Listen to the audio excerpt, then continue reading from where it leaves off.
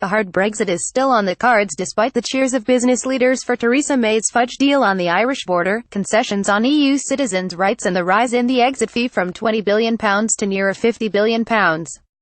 It's easy to see how phrases like regulatory alignment, when coupled with a two-year transition period, could be welcomed by corporations as offering the prospect of a soft Brexit.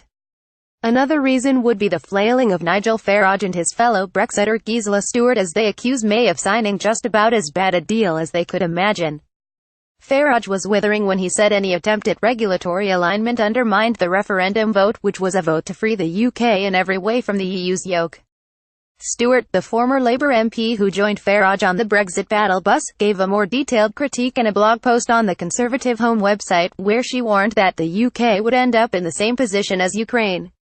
In industries covered in the Ukraine agreement, Ukraine must align itself with EU law and cannot introduce new legislation unless it meets the standards set by Brussels, she said. Make no mistake. This is single market membership in all but name.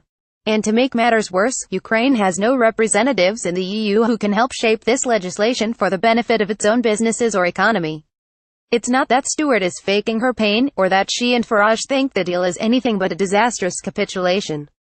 She is genuine in applying the logic of May's deal to a real endgame where the UK avoids free movement of labour, unlike Norway and Switzerland, but must reenact every commercial law laid down in Brussels.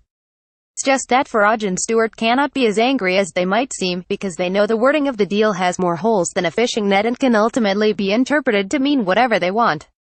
So, while they haven't won, they haven't lost either.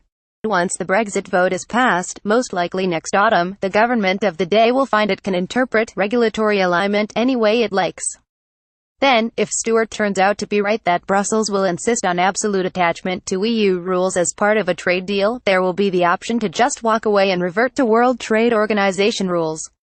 Far from frightening many in the Leave camp, the move to WTO rules holds little for them to be fearful about. On the Leave left, it allows for a rerun of Soviet-style socialism in one country that brings with it widespread nationalizations and state control in many, if not all, aspects of life. On the right, it is favored by free-market Brexiters like the economist Patrick Minford, who see the EU as a barrier to efforts at driving down the cost of living through access to cheap foods such as US chicken and beef, cheap energy, and striking out almost every rule that protects workers' rights.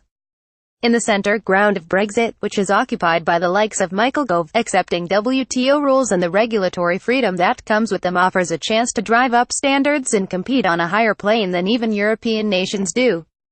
These competing visions have many points of agreement, for example, Labour's attitude to standards, which are not far away from Gove's.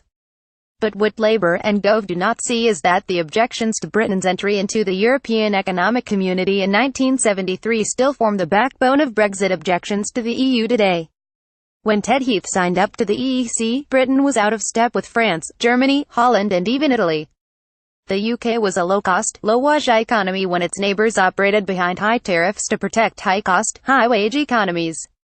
Very quickly, and mainly as a result of the oil price rises in the 1970s, the UK became a high-cost, low-wage economy.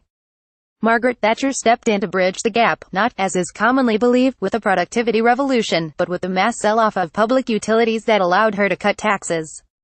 The deregulation of financial and labor markets kept costs low for employers even as wages rose. Tony Blair kept it going with further deregulation of markets to promote private borrowing. Since 2008, the trick has proved hard to repeat. It is clear that the dominant strand of Brexit campaigners understand that a return to an economic model last seen in the 1970s is not just an exercise in nostalgia, it plays to the strengths of a service economy based on low skills and low pay. May's deal, on second glance, looks more like a mirage. Brexiters know that a blown trade deal comes with free movement attached, which is unacceptable under the terms of last year's referendum. Regulatory alignment looks like a mirror image of the Ukraine Pact, which is the worst of all worlds. As such, both prospects actually elevate a hard Brexit to the top of the agenda.